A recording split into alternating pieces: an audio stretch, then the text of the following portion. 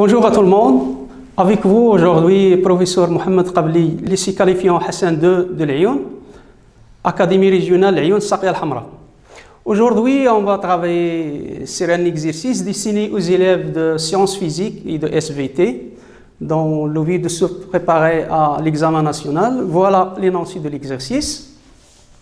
Si vous voulez, c'est un style d'exercice qui est un peu différent des exercices que vous connaissiez.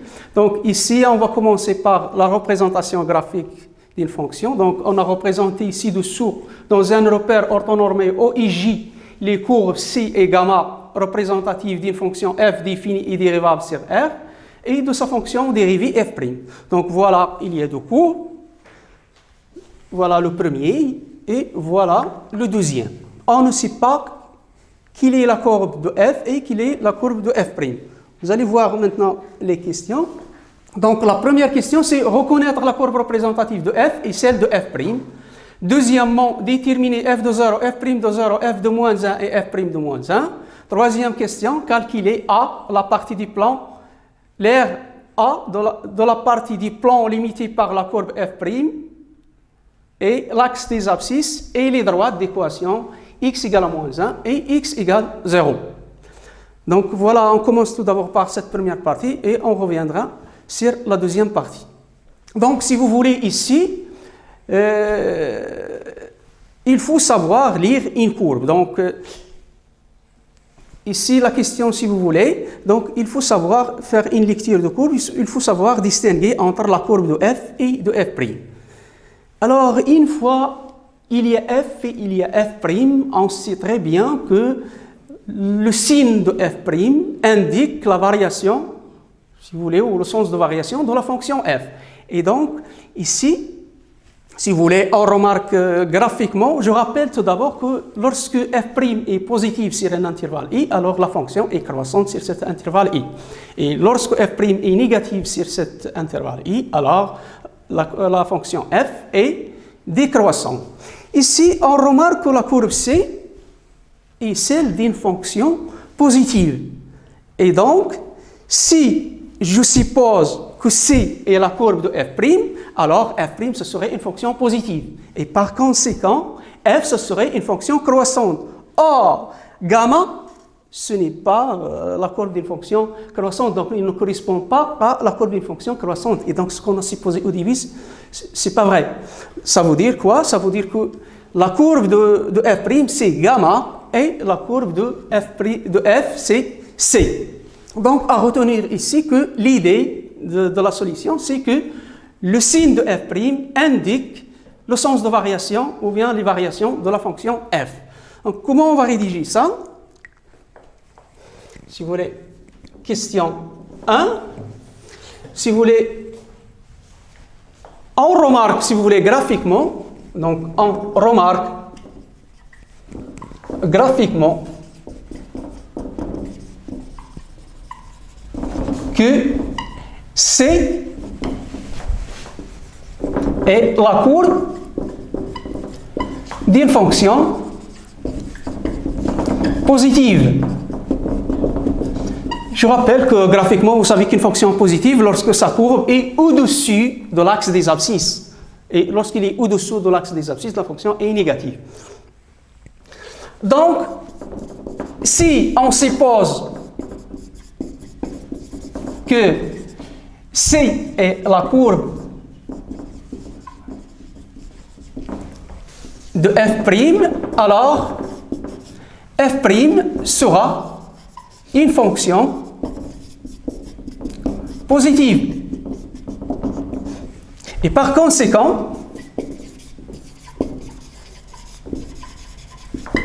f sera une fonction croissante, donc ça sera une fonction positive sur R, et par conséquent, f sera une fonction croissante sur R. Or, la courbe gamma, si vous voulez, la lire de la courbe gamma ne correspond pas au profil d'une fonction croissante. Mais la courbe gamma n'est pas celle d'une fonction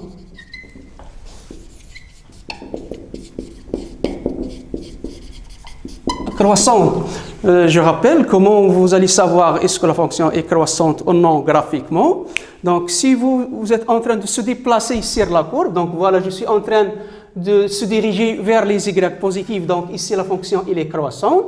Après, je suis en train de se diriger vers les y négatifs, et donc la fonction ici elle est décroissante. Donc, il ne garde pas un sens de monotonie constant.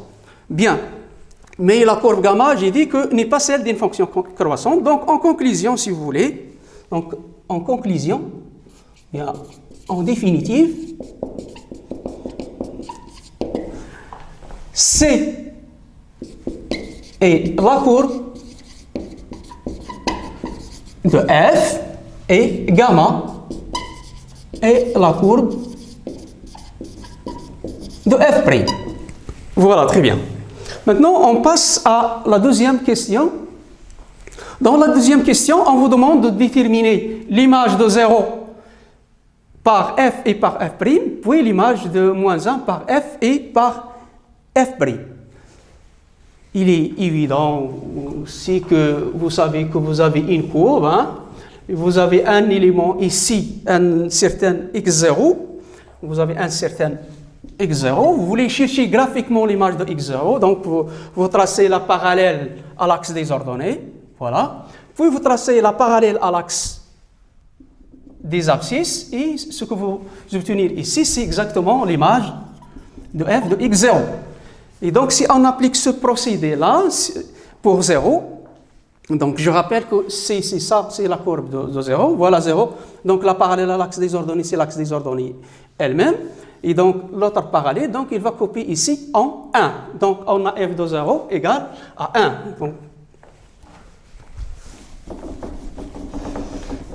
Donc, c'est la question, si vous voulez, c'est la question numéro 2. Donc, on va dire que par une lecture graphique sur C, on trouve que f de 0 égale à 1 et f de moins 1. Donc, je reviendrai sur la courbe pour avoir l'image de moins 1. Regardez ici pour moins 1. Donc, voilà la parallèle à l'axe des ordonnées. Donc, ça coupe en ce point-là, et vous projetez sur l'axe des ordonnées, vous allez avoir 0. Donc, f de moins 1 égale 0. On fait la même chose, si vous voulez, par une lecture graphique, cette fois-ci sur gamma, parce que gamma, c'est la courbe de f'. Alors, ici, la droite, ici, parallèle à l'axe des ordonnées, donc, si vous voulez, donc il va couper ici la courbe gamma en ce point-là qui est 1. Donc, on trouve que f' de 0 est égal à 1 et f' de moins 1. F' de moins 1, donc ici, c'est la même chose. Ici, voilà le point ici, il est sur l'axe des abscisses. Et donc, si vous la projetez sur l'axe des ordonnées, ça va vous donner 0. Et f' moins 1 égale à 0. Voilà. Donc, ça, c'est concernant la deuxième question. Troisième question, calculer l'aire A de la partie du plan limitée par la courbe de f', l'axe des abscisses et les droites d'équation respectivement x égale à moins 1 et x égale à 1.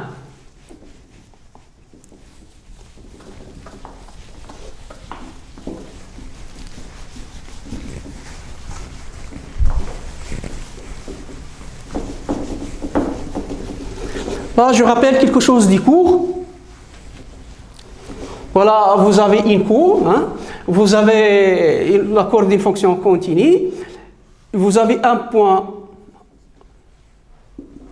un élément A et un élément P des domaines de définition, et on vous demande de déterminer l'aire de la partie délimitée par l'axe des abscisses Voilà l'axe des abscisses. La courbe F et la droite d'équation x égale à A. Voilà la droite d'équation x égale à A. La droite d'équation x égale à B. Donc ça veut dire, on vous demande de calculer l'aire de cette partie-là. Alors ça, c'est l'une des applications des calculs intégral les plus élégantes. On détermine l'aire de cette partie avec exactitude. Donc, comme l'on a vu dans le cours, donc l'aire, c'est exactement l'intégrale de A à B, valeur absolue de f de x, d de x. Et ça dépend de la fonction, est-ce qu'elle est positive ou négative, vous pouvez se débarrasser de la valeur absolue. Donc si on applique ça, cette propriété directement ici, donc troisième question, alors on a A égale l'intégrale. Donc la question dit entre moins 1 et 0, donc moins 1 c'est plus petit que 0, donc c'est l'intégrale de moins 1 à 0 de la valeur absolue de f' de x, d de x. D'accord? N'oubliez pas que l'aire, donc il faut mentionner l'unité de mesure, donc ici c'est en unité d'air. Je rappelle, qu'est-ce que c'est que l'unité d'air? L'unité d'air, c'est la norme de I fois la norme de J. Bien. Alors, f' entre moins 1 et 1, donc si je reviendrai ici, entre moins 1 et 0, voilà, moins 1, 0, vous voyez que la courbe de f', il est au-dessus de l'axe des abscisses, et donc la fonction, elle est positive. Donc, je me débarrasse de la valeur absolue, donc c'est l'intégrale de moins 1 à 0 de f' de x, d de x. Très bien, si vous voulez, car f' est car f', si vous voulez, supérieur ou égal à 0 sur moins 1, 0. Ça, c'est graphiquement. Et alors, vous savez que l'intégrale d'une fonction, on cherche la primitive, donc là, c'est évident, f', la primitive de f', donc c'est petit f, donc c'est petit f de x entre moins 1 et 0, et vous n'avez qu'à remplacer, donc c'est f de 0 moins f de moins 1, qui est égal, donc si je reviendrai à ce qu'on a trouvé, on a trouvé que f de 0, c'est 1, et f de moins 1, c'était 0, donc c'est 1 moins 0 qui est égal à 1. Donc finalement, en conclusion, donc A est égal à 1 en unité d'air. Voilà, je répète, donc l'air, la formule du cours, c'est l'intégrale de moins 1 à 0, valeur absolue de f' de x dx. J'ai dit que selon la courbe de f' entre moins 1 et 1, la fonction, on remarque graphiquement que la fonction f' est positive, donc je me débarrasse de la valeur absolue, donc la valeur absolue de f' de x, c'est f' de x. Et donc, une primitive de f', c'est petit f de x entre moins 1 et 0. Maintenant, vous calculez le crochet, donc on remplace par la borne supérieure, puis par la borne inférieure avec un moins. Donc c'est f de 0 moins f de moins 1 qui donne 1 moins 0. Le 1 et le 0, on en a trouvé dans la question précédente. Et finalement, donc A, c'est 1 en unité d'air. Donc il n'y a pas cette unité. Maintenant, si vous voulez, on passe à grand 2. Donc, grand 2, la fonction f est définie sur R par f de x égale à x plus 1 au carré exponentielle moins x.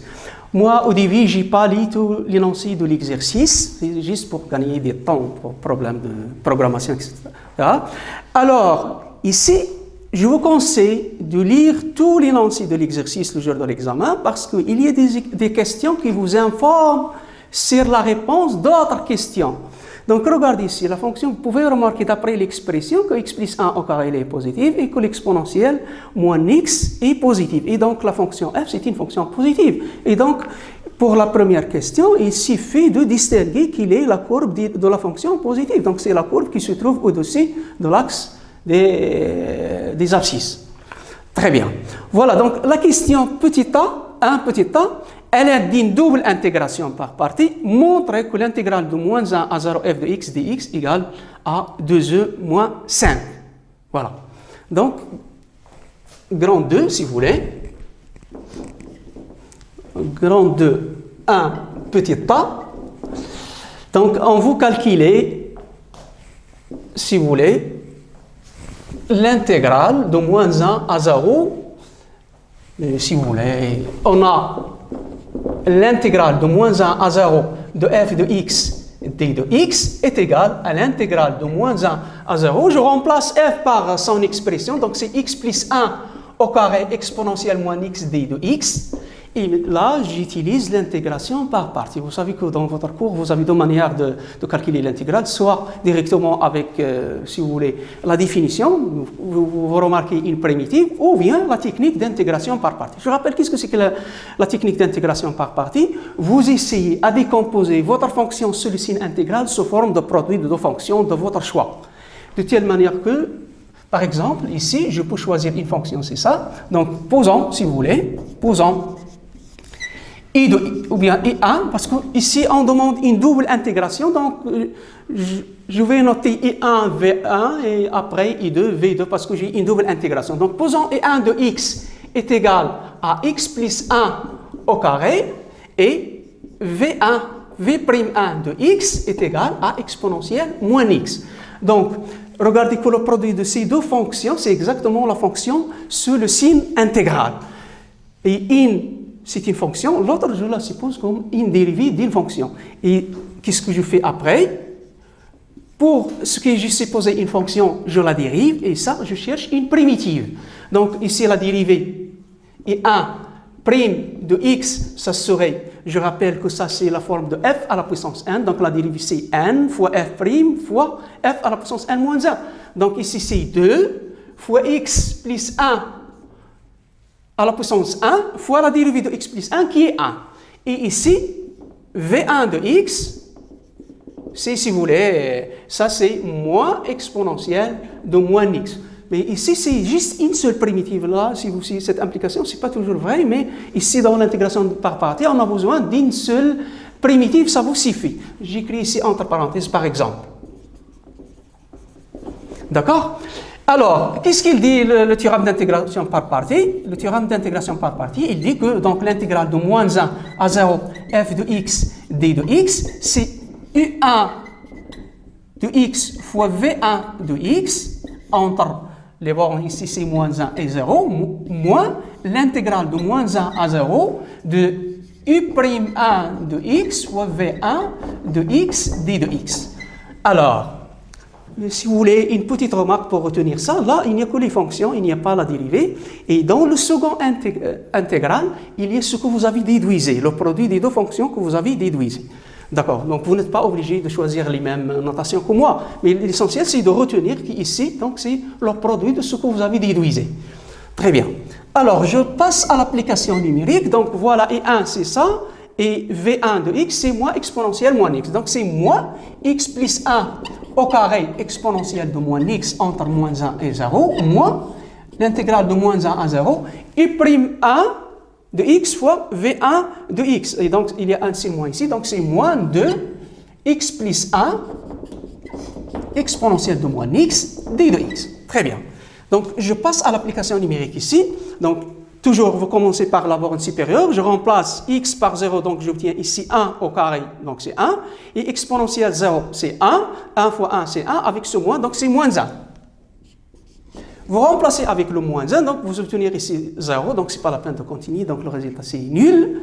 Et ici, moins. Si vous voulez, ici, en appliquant la linéarité, donc on peut faire sortir le moins 2. Avec moins 2 avec le moins, donc ça donne plus 2, l'intégrale de x plus 1 exponentielle moins x d de x, entre moins 1 et 0. Et voilà, donc, il y a une deuxième intégrale à calculer. C'est pour cela que l'énoncé vous demande une double intégration par partie.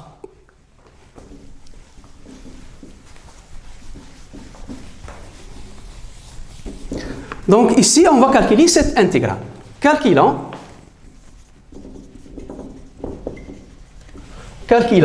l'intégrale de moins 1 à 0 de x plus 1 exponentielle moins x d de x.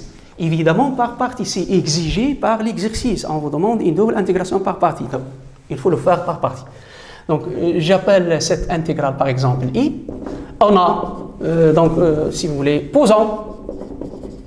Maintenant, je fais une intégration par partie. Donc, je pose i de x est égal à x plus 1 et v' de x est égal à exponentielle moins x. Donc, i égale, si vous voulez, la même chose, donc je refais la même technique, donc donc j'en déduis tout d'abord ici, donc i2' de x, donc la dérivée de x c'est 1, la dérivée de 1 c'est 0, donc c'est 1, et v'2, et v2 de x, donc vous cherchez une primitive, je rappelle toujours c'est une primitive parmi les primitives, donc c'est moins exponentielle, moins x, donc l'intégrale ici, je dis que c'est I fois V, le produit des deux fonctions, donc ça fois ça, donc ça donne moins, entre parenthèses, x plus 1 exponentielle moins x, entre moins 1 et 0, moins l'intégrale de moins 1 à 0 de ce que vous avez en déduit, le produit de ce que vous avez en déduit, donc c'est 1 fois exponentielle moins x, donc c'est moins exponentielle moins x d de x, qui est égal, donc je remplace ici, donc en remplaçant par 0, j'obtiens ici 1 et ici 1, donc 1 fois 1 c'est 1, avec ce moins, donc c'est moins 1, en remplaçant avec moins 1, donc ça donne 0, et ici, si vous voulez, une primitive de ça, c'est une primitive de exponentielle moins exponentielle moins x, c'est exponentielle moins x, entre moins 1 et 0. Alors, le jour de l'examen, si vous avez des doutes sur ce que vous avez fait, vous n'avez qu'à dériver cette fonction. Vous la dérivez de exponentielle moins x, donc c'est la dérivée de moins x qui est moins 1 fois exponentielle moins x. Et donc vous assurez vous-même que votre primitive est correcte. Alors, l'application numérique, donc c'est moins 1, moins, ici, n'oubliez pas les parenthèses, en remplaçant par 0, donc exponentielle de 0, c'est, si vous voulez, donc c'est 1, moins exponentielle de moins 1, donc c'est moins e. Et donc finalement, donc moins 1, donc c'est moins 2, et moins e, donc c'est plus e. Donc je remplace, si vous voulez, en remplaçant, si vous voulez, j'appelle cette égalité étoile, voilà. On remplace I par moins 2 plus E dans étoile, on obtient l'intégrale de moins 1 à 0 de de f de x d de x égale, donc ici c'est moins 1 plus 2 fois cette intégrale que l'on a noté i, donc fois 2 fois, ici c'est moins 2 plus e, et donc ça donne moins 1, moins 2, 2 fois moins 2, donc c'est moins 4, plus 2 fois e, donc c'est plus 2e, et donc voilà, donc c'est moins 1, moins 4, donc c'est moins 5, et donc c'est 2e moins 5. Donc voilà, c'est 2e et moins 1, moins 4, donc c'est moins 5. Vérifions, voilà, c'est ce qui est demandé ici, donc c'est 2e moins 5. Voilà, très bien. Donc je rappelle que ici dans le chapitre des intégrales, donc vous avez cette manière de calculer une intégrale qui s'appelle l'intégration par partie. Très bien. Alors passons à la question numéro 2. Ou bien, pardon, avant on n'a pas encore répondu à la question B. B, déterminer l'aire A' de la partie du plan limitée par les courbes C et gamma et les droites d'équation x égale à moins 1 et x égale 0.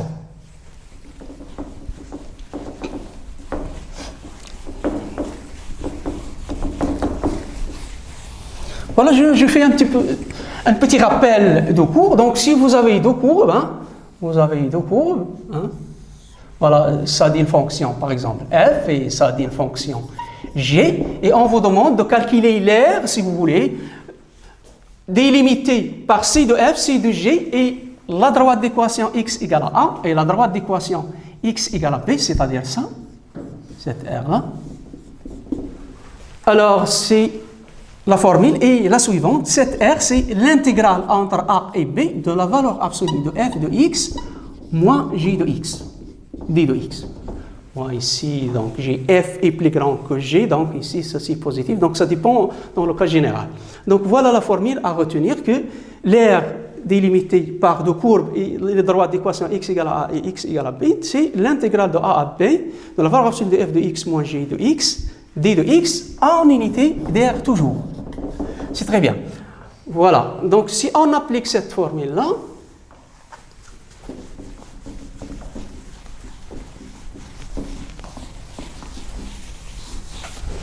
donc c'est la question B. Alors, on a A' est égal à l'intégrale de moins 1 à 0 de la valeur absolue de f de x, si vous voulez, moins f' de x, d de x. Alors, je dois savoir quelle est la plus grande. Est-ce que c'est f ou bien f'? Donc, je reviendrai sur le graphe. Voilà, je travaille tout d'abord sur l'intervalle moins 1, 0. Donc, entre moins 1 et 0, voilà la courbe de f, c'est celui-là, et voilà la courbe de f'. Donc, vous avez la courbe de f' et au-dessus de la courbe de f, donc f' est plus grande que f sur l'intervalle moins 1, 0. Donc, cette valeur absolue, ça devient l'intégrale de moins 1 à 0 de f' de x moins f de x d de x. Donc ça, c'est des parenthèses, il n'y a plus de valeur absolue.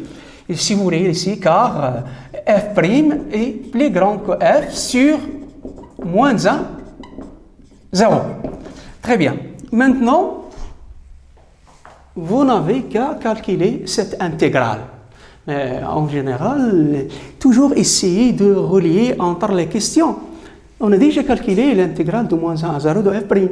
Et on a déjà calculé l'intégrale de f. Donc vous n'avez pas besoin de remplacer, perdre le temps et commencer à calculer l'intégrale de nouveau. Donc il suffit ici d'appliquer ce qu'on appelle la linéarité de l'intégrale. Donc ça, ici toujours mentionné que c'est en unité d'air. Donc ça c'est l'intégrale de moins 1 à 0 de f' de x d de x moins l'intégrale de moins 1 à 0 de f de x d de x.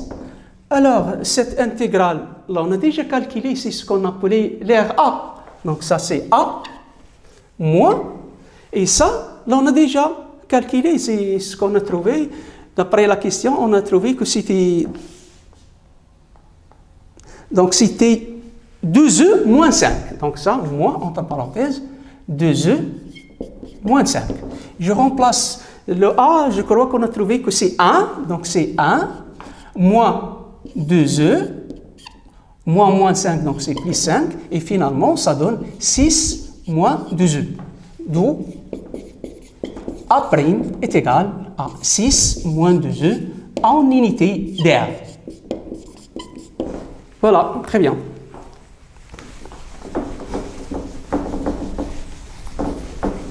Voilà, regardez ici, si vous voulez, l'air qu'on a déterminé, on a déterminé l'air de cette partie-là. Et c'est pas une approximation, mais c'est une valeur exacte. Et donc ça, si vous voulez, c'est parmi les applications les plus importantes des calculs intégraux. On passe maintenant à la question numéro 2. Soit j'ai la restriction de f sur l'intervalle 1 plus l'infini. La question c'est... Première question, c'est de montrer que G admet une fonction réciproque définie sur un intervalle J à déterminer. Et alors ici, on est dans le chapitre numéro 1, je crois. On a parlé de ce qu'on appelle fonction réciproque. Vous avez un seul théorème dans le cours, c'est que lorsque une fonction est continue sur un intervalle I, est strictement monotone, c'est-à-dire strictement croissante ou bien strictement décroissante, alors la fonction admet une fonction réciproque. Tout d'abord, la restriction G, voilà, donc si vous voulez, la restriction G sur 1 plus l'infini. Voilà l'intervalle 1 plus l'infini, c'est-à-dire on se restreint ici, la restriction de G, c'est une fonction qui se différencie de f juste par le domaine de définition. Et l'expression, c'est la même. Maintenant, la fonction f, il est définie sur toute R, mais g, il est défini juste sur 1 plus l'infini. Donc, pour montrer que cette fonction admet une fonction réciproque, on démontre premièrement qu'il est continu, deuxièmement qu'il est strictement monotone.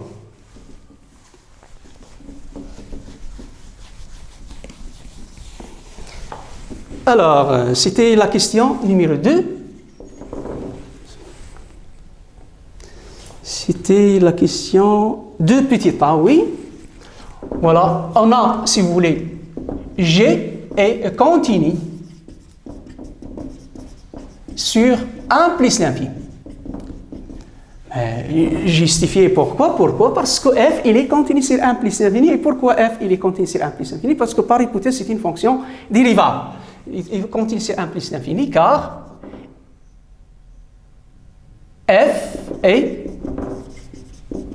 continu sur 1 plus l'infini. Fonction dérivable sur 1 plus l'infini. Je rappelle que la dérivabilité implique la continuité et la réciproque, c'est pas vrai. Si la fonction est dérivable, alors elle est continue, mais si elle est continue, ce n'est pas forcément dérivable. Ça, c'est la première condition. Deuxième condition, si vous voulez, monotonie de G. De G. Donc, si vous voulez, on a G est dérivable, on a G est dérivable sur 1 plus l'infini et on a. Donc, on va étudier la monotonie par. Vous savez que la monotonie s'étudie en étudiant le signe de la dérivée. Donc, ici, en calculant la dérivée, j'ai dit que l'expression de la fonction, c'est la même chose que celle de f. Donc, c'est x plus 1 au carré exponentielle moins x prime. Je rappelle que cette notation, c'est incorrect. Donc, je note incorrectement ça parce que, en fait, la dérivée d'une fonction, si vous écrivez comme ça, donc ça, c'est pas vrai, mais il faut écrire g' de x parce que g de x, c'est un élément, donc sa dérivée, c'est 0. Mais ici, pour des raisons de simplification, je note incorrectement cette notation. Ça se fait par tout le monde. Hein. Alors, ça. Ici, donc, la dérivée, donc ça c'est un produit, donc j'utilise la propriété du produit. Je rappelle que la dérivée du produit de f fois g, donc c'est f' g plus g' fois f.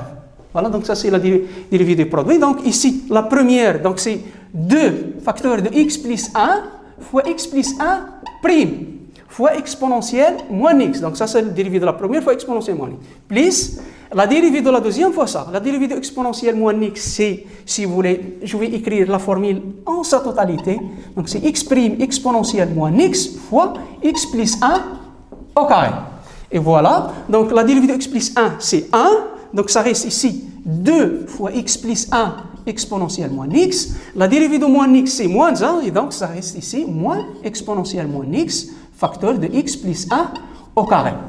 Alors, en général, lorsque vous êtes en train de calculer la dérivée, donc l'objectif c'est quoi? C'est d'étudier son signe. Donc toujours essayez de remarquer des factorisations parce que le signe du produit il est facile, par contre le signe de la somme en général c'est pas évident.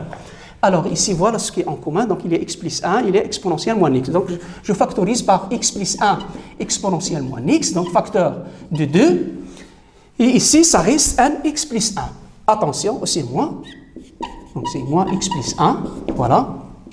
Et donc finalement ça c'est x plus 1 exponentielle moins x, et là c'est 2 moins 1, donc ça donne 1 et moins x.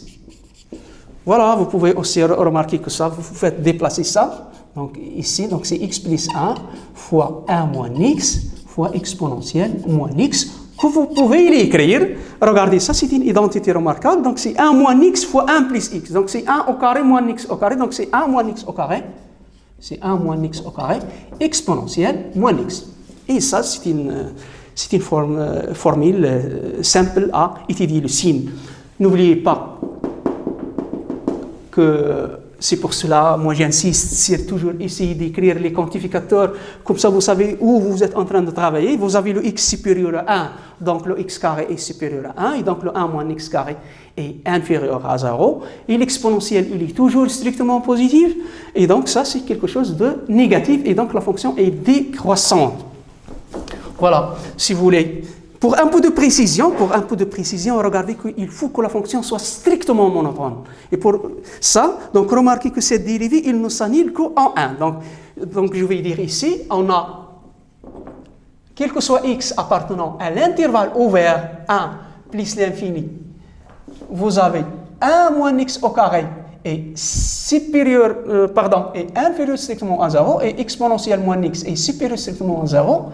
Donc, quel que soit x appartenant à 1 plus l'infini, vous avez 1 moins x au carré, exponentielle moins x, est inférieur strictement à 0. Il reste le 1, et on a aussi g' de moins 1, est égal à 0. Pardon. J' de 1 est égal à 0. Donc il y a un théorème, si la dérivée s'annule en un nombre fini de points, et s'il est strictement négatif sur le reste, alors la fonction est strictement décroissante. Donc, G est strictement décroissante sur 1 plus l'infini. En conclusion, vous avez f, c'est une fonction continue et strictement décroissante, donc il admet une fonction réciproque définie sur un intervalle J. Et cet intervalle J, là, ici, je rappelle un théorème. Je rappelle le théorème que lorsque vous avez f, il est continu et strictement monotone sur un intervalle I, alors il admet une fonction réciproque définie sur un intervalle J. Et le théorème qu'on a donné dans le cours, il vous donne à quoi est égal l'intervalle J. On a dit que J, c'est f de I.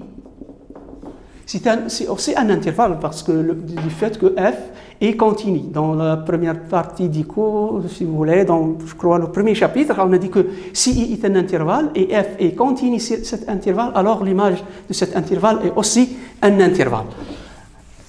Donc ici, d'où G admet une fonction réciproque G-1 définie sur un intervalle J avec, voilà, ça c'est du cours, avec J c'est f de 1 plus l'infini. On a fait un paragraphe dans le cours qui vous montre comment vous allez déterminer l'image d'un intervalle dans le cas d'une fonction continue strictement monotone. Lorsque la fonction est décroissante, vous permettez, donc le côté où l'intervalle est ouvert, donc on utilise la limite, l'autre côté c'est l'image. Donc ici c'est, si vous voulez, c'est limite de f de x quand x tend vers plus l'infini, et ici, pardon, c'est pas f, mais je m'excuse, donc ça c'est J. Mais en fait, c'est l'image par f, c'est exactement la même chose que l'image par J, mais pour être rigoureux, c'est J. Je travaille avec J. Donc, on est habitué à travailler avec f. Donc, c'est limite de G de x quand x tend vers plus l'infini, et ici, c'est G de 1. D'accord? Bien. Maintenant, on va calculer la limite de G en plus l'infini.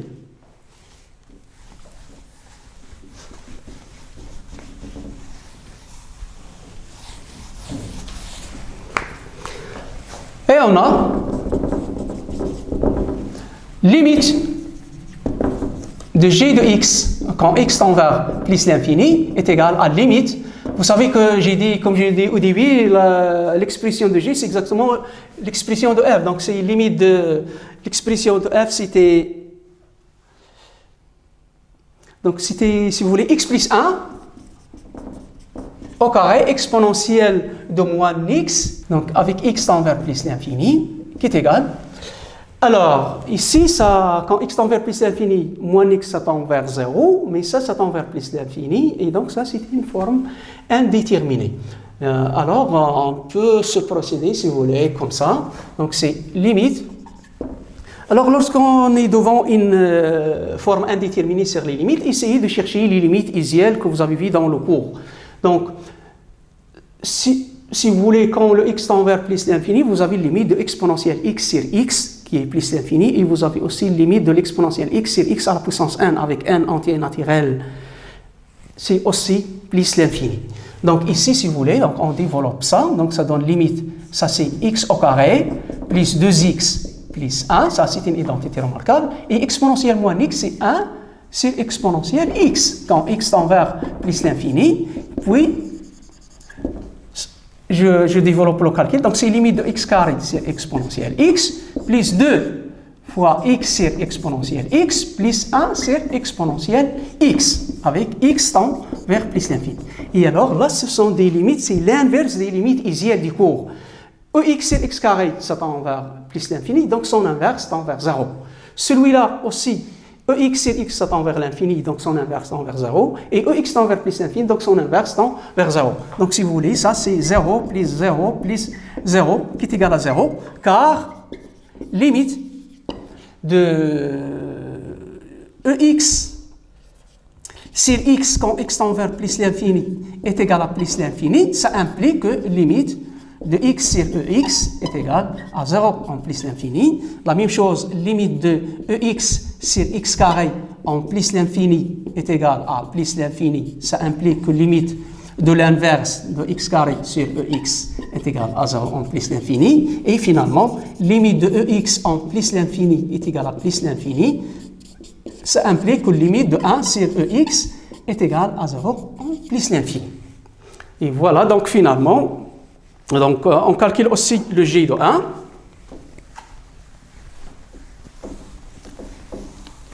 Voilà.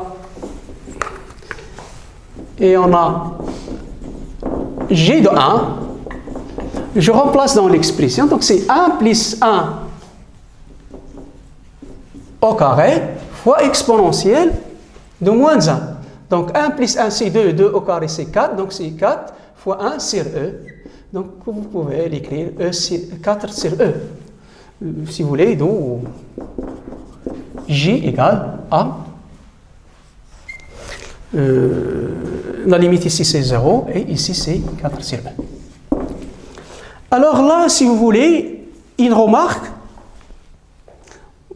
ici si vous voulez une remarque, c'est que vous n'avez pas besoin de faire ça, vous pouvez répondre graphiquement. Sur 1 plus l'infini, voilà 1 plus l'infini, vous avez votre fonction, elle est strictement décroissante.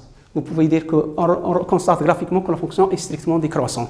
La limite en plus l'infini, voilà ici, vous remarquez que l'axe des abscisses est une asymptote horizontale pour la courbe et donc la limite c'est 0. Vous pouvez aussi procéder comme ça.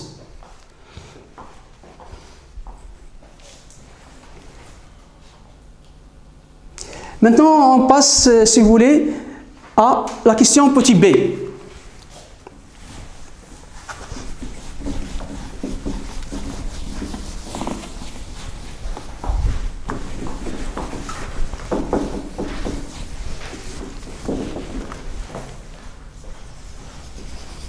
Alors, dans la question petit b, on vous demande de montrer que l'équation g de x égale à x admet dans 1 plus l'infini une solution unique alpha. Et là, si vous voulez, la question b, tout d'abord, bon, ce sont des questions classiques, donc vous remarquez que l'équation g de x égale à x, donc équivalent, donc soit, si vous voulez, x appartenant à 1 plus l'infini. Alors, on a g de x est égal à x, si vous voulez, cela est équivalent que g de x moins x est égal à 0. Et donc, cela est équivalent, si vous voulez, à un certain phi de x est égal à 0 avec phi et la fonction définie sur 1 plus l'infini par phi de x est égal à g de x moins x. Et là, cette question, c'est une question classique. La question, c'est montrer que l'équation phi de x égale 0, c'est le théorème des valeurs intermédiaires. Je rappelle le théorème des valeurs intermédiaires, deux conditions. Première condition, que la fonction soit continue sur le segment AB, un segment, c'est-à-dire un intervalle fermé. Deuxième chose, que f de a fois f de p soit inférieur à 0. Dans ce cas-là, l'équation g de x égale à 0 admet au moins une solution. Concernant l'unicité, c'est la stricte monotonie. Si vous ajoutez à ces deux conditions la stricte monotonie de la fonction, alors l'équation admet une unique solution. Donc, on va essayer de vérifier ces deux conditions. Donc, la première condition, on a déjà mentionné qu'on a g est continu sur, si vous voulez, je vais travailler sur l'intervalle 1,41, 1,42. D'accord? C'est pas g, pardon, c'est phi. On a phi est continu sur l'intervalle 1,41, 1,41, 1,42. D'accord? Pourquoi? Parce que g, il est continu et le polynôme moins x, il est continu. Donc, somme de deux fonctions continues. Et on a, si vous voulez, vous vérifiez que phi de 1,41 fois phi de 1,42, il est inférieur à 0, donc ça, vous pouvez le vérifier avec votre calculatrice. Donc, vous allez trouver que l'un est positif, l'autre est négatif, et le produit est strictement négatif. Donc, soit que vous pouvez conclure ici et vous dites que l'équation admet au moins une solution et après montrer l'infinité, soit vous faites le tout en même temps. Maintenant, on va étudier la monotonie de phi. Et on a, si vous voulez la monotonie de phi, on a phi est dérivable sur 1,41, 1,42. Pourquoi? Parce que c'est la somme de deux fonctions dérivables qui est g et x, et on a, quel que soit x appartenant à cet intervalle. Maintenant, si vous voulez, non, parce que voilà, il faut faire ici attention à la question. Il demande l'unicité dans tout l'intervalle 1 plus l'infini. Donc je travaille sur l'intervalle 1 plus l'infini. Donc il est dérivable sur 1 plus l'infini. Et on a, quel que soit x appartient à 1 plus l'infini, phi prime de x, c'est quoi? Donc c'est, si vous voulez, donc c'est la dérivée de g. Donc c'est g prime de x. Et la dérivée de x, c'est 1. Donc c'est moins 1. On a déjà démontré que g prime est négatif. Et donc avec le 1 est négatif. Donc vous n'avez pas besoin de remplacer par l'expression. Donc, on a, d'après ce qui précède, g' de x est inférieur strictement à 0. Donc, quel que soit x supérieur à 1, g' de x moins 1 est inférieur ou égal à moins 1, qui est inférieur strictement à 0, c'est-à-dire que quel que soit x supérieur ou égal à 1, vous avez phi prime de x est inférieur strictement à 0. Avec ces trois conditions, on peut déduire que l'équation g de x est égale à x admet une unique solution. D'où l'équation phi de x égale à 0 admet une unique solution, et donc l'équation g de x égale à x, parce qu'on a dit que ces deux équations elles sont équivalentes, admet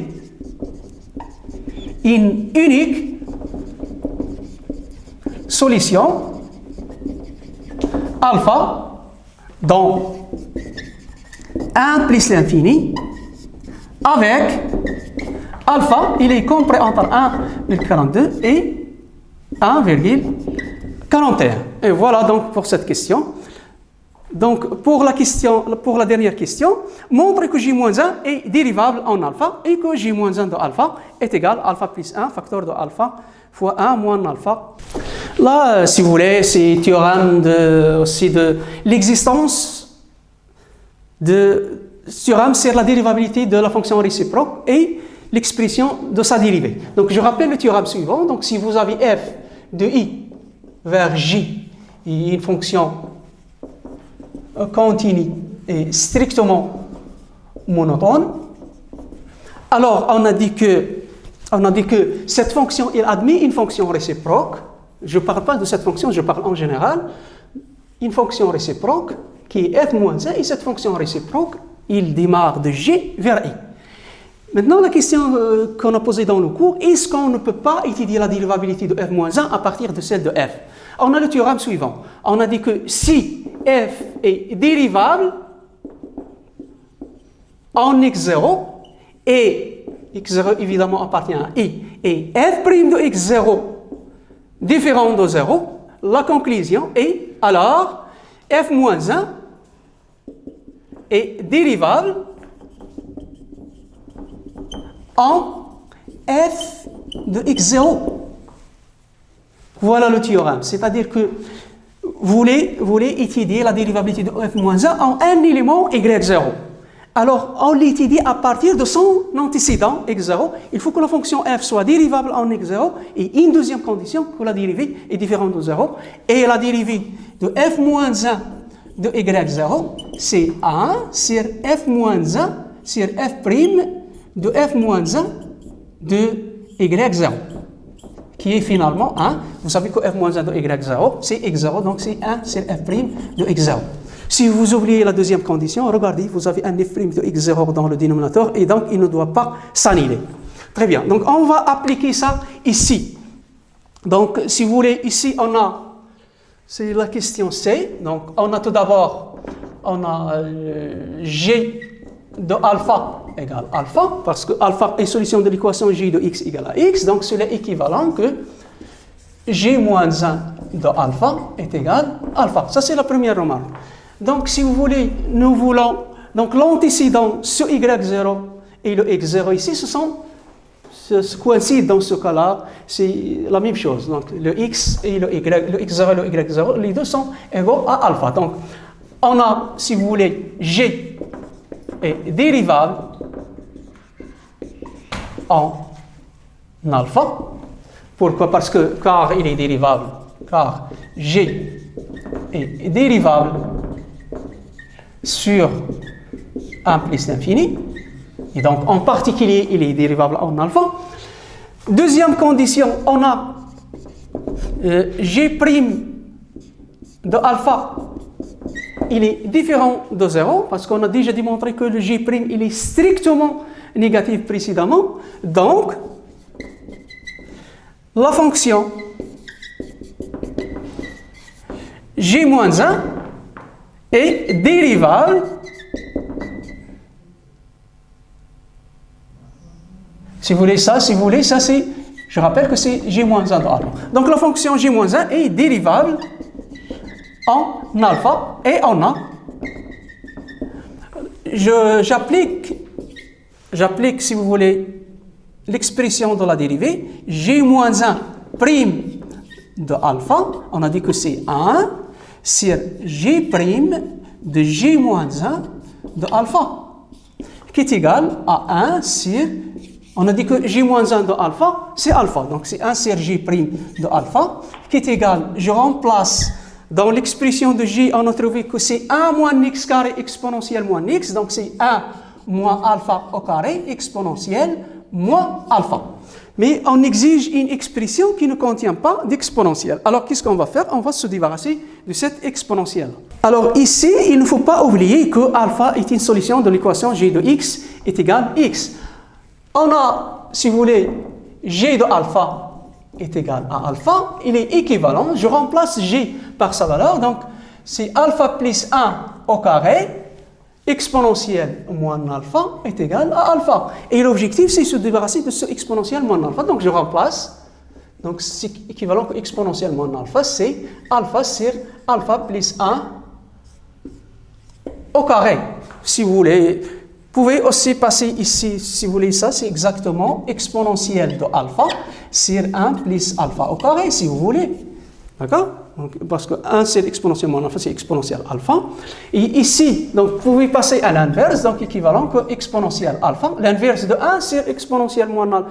1 c'est exponentielle moins alpha, c'est exponentielle alpha. Et l'inverse de ça, ça donne alpha plus 1 au carré sur alpha. Je rappelle que l'alpha il est différent de 0, il appartient à l'intervalle 1 plus l'infini. Donc on remplace ici, d'où si on remplace, donc G moins 1 prime de alpha, donc ça serait exponentielle alpha sur 1 plus alpha au carré. Donc je remplace l'exponentielle alpha par sa valeur, donc ça donne alpha plus 1 au carré sur alpha sur 1, et le 1 moins alpha au carré, donc ici ça veut dire c'est alpha plus 1 au carré sur alpha facteur de 1 moins alpha au carré. Le 1 moins alpha au carré c'est 1 moins alpha facteur de 1 plus alpha.